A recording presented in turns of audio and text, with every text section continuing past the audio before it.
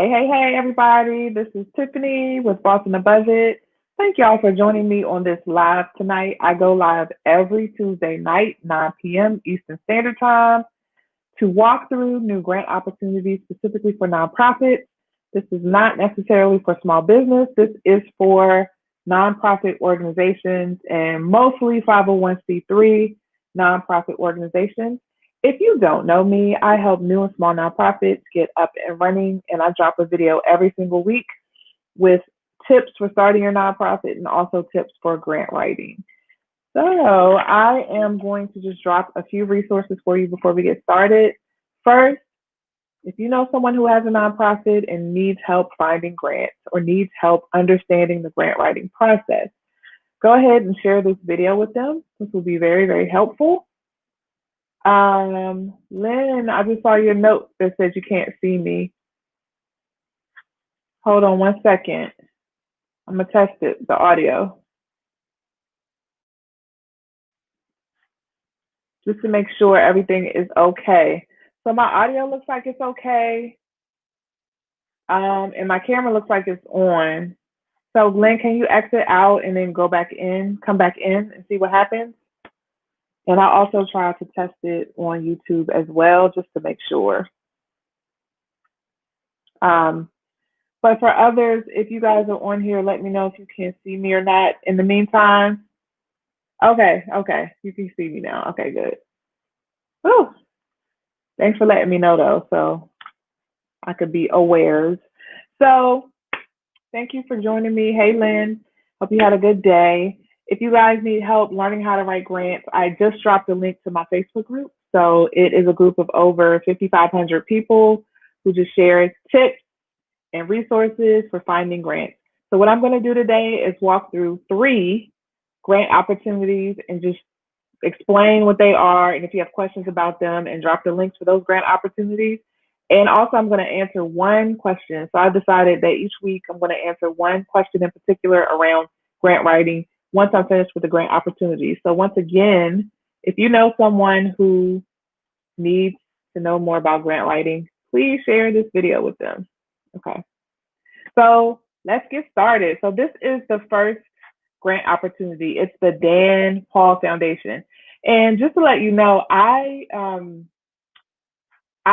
send my mailing list, these grant opportunities every week. And so when I look for grant opportunities, I try to look for those that are not obvious. I try to look for opportunities that are hard to find for other people. I also ask my list, like, okay, so what do you want me to concentrate on this week? And so the theme for last week was homeless and housing grants. And actually, I got another request to do it again. So this week, I'm going to focus on homeless and housing. But the thing about foundation grants in particular is that, I mean, they usually cover more than just one area. So most of these grants cover more than just homeless and housing. So I'm going to walk through that right now. So this is the Dan Paul Foundation. They only provide grants to 501c3 organizations. And they're pretty flexible. So they fund all across the country. It's not always that you'll find like foundations that will fund anywhere.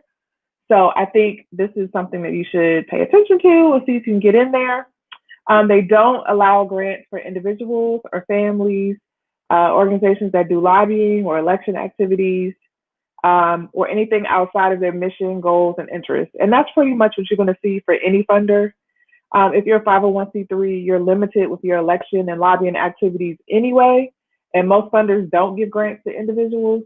So that's kind of in line with most people do. And they range from a few $100s to $15,000 per calendar year. And it looks like what they want you to do is just send them a little note on their website and then ask how to apply, and there you go. They do focus on particular areas. So I'm just going to walk through those areas really quickly. So this is the Dan Paul Foundation. They fund, like, it's kind of random. So I'm just going to walk through all of this. So first, any educational workshops, conferences, and seminars for parents and teachers on topics related to early childhood development. So if you do classes, seminars, workshops on early childhood development, and you're a parent or a teacher, they will fund that. They fund student um, scholarships, which is interesting because they just said they don't fund individuals, but they it looks like they fund need-based and academic scholarships. But anything outside of that, they do not fund individuals. So, like, if you are pursuing your doctorate degree or something and you need money for your doctorate, they won't give you money for that, but they'll give you money for scholarships. Okay. Um, Scientific endeavors. So it's very broad what they put here. They just said we desire to advance scientific endeavors which seek to improve the quality of life for everyone in the world. Seems to me that that could be flexible to maybe some environmental stuff as well. Then they focus on clean air and water. I told y'all this is kind of all over the place. So this is what they say. They hope to pass on knowledge and practical life skills to youth regarding their personal responsibilities to the environment and teaching them about issues concerning clean air and water. It definitely seems like a lot of their funding is around children and youth. And I know, Lynn, you're going to be like, womp womp. Not that children and youth aren't important, but a lot of funders focus just on children and youth. So other populations sometimes with the short end of the stick. They also focus on child advocacy. I do not see this a lot. So they focus on protecting children from abuse and neglect. So I work in this field actually in my 9 to 5, and the field of funders is really small. It's rare that you'll see a grant specifically call out child abuse and neglect. They may be more general. They may talk about well-being for youth, but to call it out is interesting. So if you know someone who works in child abuse and neglect, check them, share this information with them. They also focus on homelessness. So again, the focus is still around young people. So what they say is we want to encourage young people to take a personal interest in seeing that adequate housing and proper nutrition, especially for the underprivileged and homeless, are available. Their next area of focus is poverty and neglect. So again, educating youth about their responsibilities to people who are underprivileged. And then the last one, this is so random, is refugee enrichment. So they hope to help refugee youth by supporting programs that provide them enrichment and help them transition to life in a new country. So usually when you see like random things like that, it's probably because they are interests of people on the board or interests of people who are associated. Maybe it's a family foundation and it may be the family members who have an interest in a certain topic. So when you see random stuff like that, that's usually the case. And it seems like this grant in particular is focused around youth in particular, like lifting up the importance of youth being educated on clean air and water, being educated on homelessness and poverty. Okay, so there's definitely a specific angle to this. So if you focus on youth education in those topic areas, then I would tell you go ahead and go for that. All right. So that is the Dan Paul Foundation. I looked on their website and it doesn't seem like they have a deadline, so it's rolling, so you can apply at any time. So go ahead and check that out. The next one is the DWF Foundation. Okay. So I'm going to put it on the screen so you guys can see what I'm talking about when I say DWF. So DWF is, I had to look this up because I had never heard of them before. They are actually a legal organization. And it seems very general, but it just seems like they said they're a global legal business. And their mission is to have an innovative, forward-thinking approach in transforming legal services, whatever that means, because that's not my field. So I just stumbled upon them and wanted to share this because, again, it just seems like this is less likely to be found by many people. So I wanted to lift this one up. So this one seemed like a pretty streamlined, pretty simple application. They're a pretty new funder, and it seems like they're also based in England, but they do fund in areas where they have locations, and they do have locations in the U.S. So again, I wouldn't put this on my list because most of my people are based in the U.S. I wouldn't put it on my list unless a lot of people could be eligible for it. So even though they're based in England, they do fund in areas where they have locations, and they focus on homelessness, health and well-being, employability, and education. And then there's a specific angle that they have as well, similar to what we just talked about. And so their focus is initiatives that develop and improve local communities by tackling a specific community issue or helping voluntary and community groups become more effective and efficient. So it seems like some infrastructure there for groups that support those issues we just talked about. Encouraging the involvement in the community of those who often excluded. So some advocacy and some awareness stuff, it seems like. And enabling young people to develop skills for the benefit of the community. So maybe some kind of civic or life skills or social skills development for young people around those issues. Okay. So if you see the link has, in that link, you'll see another link to their list of locations. And so that will tell you what and where they give. Okay. And so it's a pretty simple application, very easy to follow. They have grant guidelines that you can just download and read for yourself. And also they have an application that is listed on here. So I'm going to link that as well really quickly. This is the application form for DWS. So I just put it in the comments for you guys to see. So you can download that yourself, okay?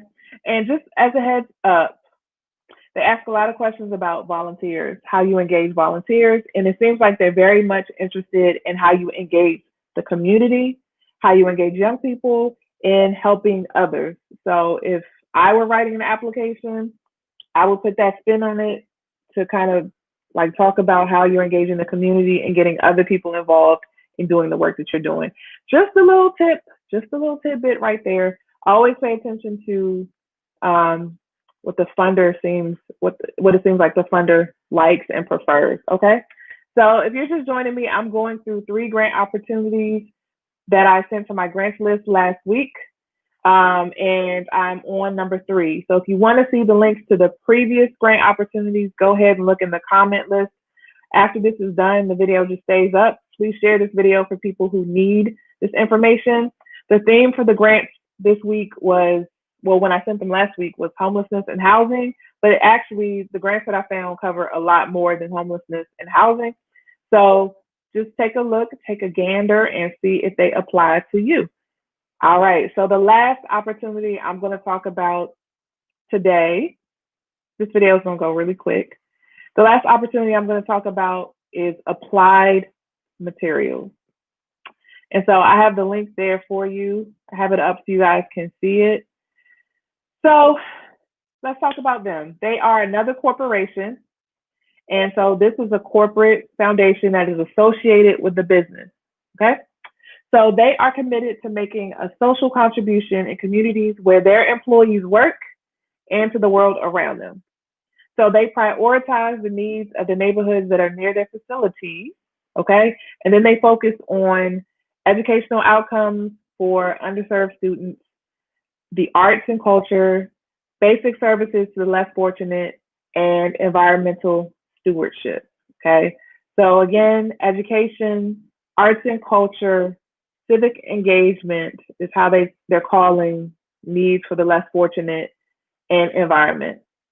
This grant I'm talking about in particular is due January 15th, but they have other grants. They have like a girls empowerment grant that's due other times in the year. So check out this application.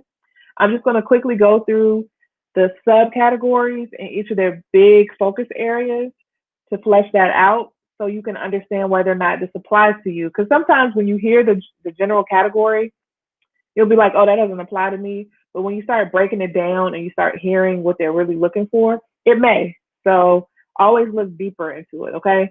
So for education, they have a special interest in proposals that are for kids from grades K through 12, so no college. And then they have to focus on traditional skills like reading, writing, math, science, and tech, and other things that prepare them for college and for careers. They're interested in innovative approaches to learning, and then expanding existing efforts to reach more students or to do a wider geographic area. So expanding access or expanding services for kids. And then those who actively partner with other groups to create, implement, or evaluate shared programs. So if you leverage So what they mean by that is if you work with other people to kind of spread the wealth to make a bigger impact. So maybe you are using a service or a program that someone else has using that has been proven to work. So, or maybe you're partnering with somebody to implement a program that's working in one area and you're expanding it to your geographic area. Or maybe you found something that's promising and you guys want to evaluate it to see if the research backs it up. So they're looking for things that are innovative. And it sounds like what they're looking for is stuff that can be replicated. So not just individual programs, this is our homegrown program, but what's something that can be rolled up and spread out, basically replicated in other areas around the country. So just pay attention to that because that gives you a signal of where their heads are. They're probably more so interested in like a big geographic scope. They're interested in kind of you maximizing your impact. I hope that makes sense. So I like to go through this stuff because as I read, it'll give you clues. Like there are clues in what funders ask for, and there are certain things you should look out for when you're trying to figure out how to apply and how to respond to their requests for proposals. So the next category is arts and culture, which we had an arts and culture last week. This is not a popular funding area. Arts and cultural organizations don't really get a lot of funding. And it's probably because a lot of those organizations can do performances. They can get money other ways. And then sometimes it's hard to advocate for paying for arts and culture. Sometimes people don't see like the benefit of it, even though research has proven there's a benefit to it. But so it's interesting to see a lot of arts and culture grants. So their focus is on arts and culture proposals that have broad community appeal, that take arts and culture outside traditional settings to reach young people of diverse backgrounds, especially those in economically disadvantaged neighborhoods, and support organizations in bringing the arts to educational programs and organizations. So again, as I read that, that's a signal to me that they're interested in replicating or spreading innovation. So it's something that works for this population and they want to spread it to another population that's underserved. Or this traditionally works in this sector. How can we spread this to this sector? So I just see this organization being very interested in innovation and partnership and collaboration. So if I were writing to them, I would like lift that up in my proposal. The other category is civic engagement.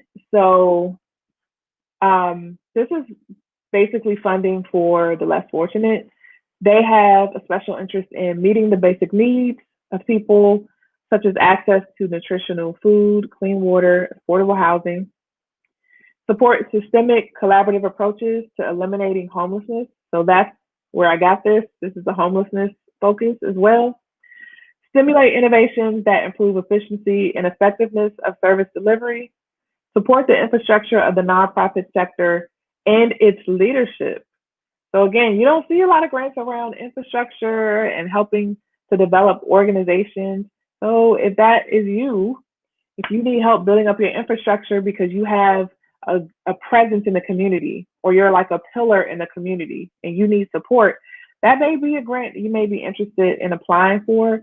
And I hope you get my drift with the theme that I keep hearing in every one of these categories: innovation, collaboration, systemic. These are words that keep coming up. So those are clues for you. All right, so the last category is environment. So they support community-based projects that focus on environmental education for young people, especially in underserved communities, and that encourage hands-on opportunities for their volunteers and their families.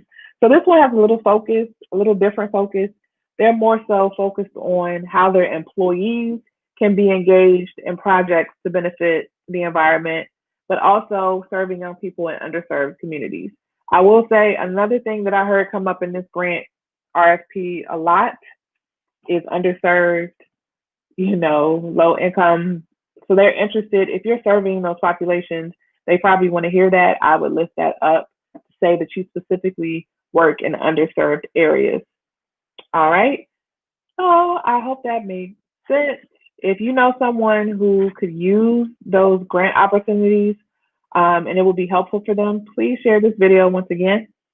And before I get off, I am going to just answer one grant question. And if you have a grant question you want me to answer next week, I can do that. Or I can answer on this live. So the question I'm going to answer today is, should you, and Lynn, you probably already know this. This is like repeat for you, but should you reach out to funders before you apply for a grant? So the answer is yes, absolutely, absolutely. You should be reaching out to funders. Some people are intimidated by the grants process. They feel like if they ask for help, they look weak. If they ask for help, it looks like they don't know what they're doing, and they would rather just put whatever they think is best out there and just pray for a win. And that's not a good strategy.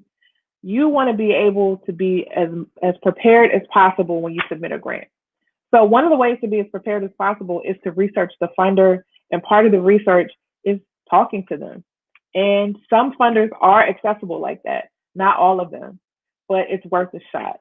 So after you've looked on their website, if they have one, after you have gone through their 990 form and see who they like to fund and the type of things they fund and the type of organizations, right? You can still reach out to them and you can call them, or you can see if you have any connections with them, or you can see if you can talk to other people who've been funded by them. Whatever research you need to do to give you a leg up to understand how they move and how they operate, because you want to appeal to them when you write.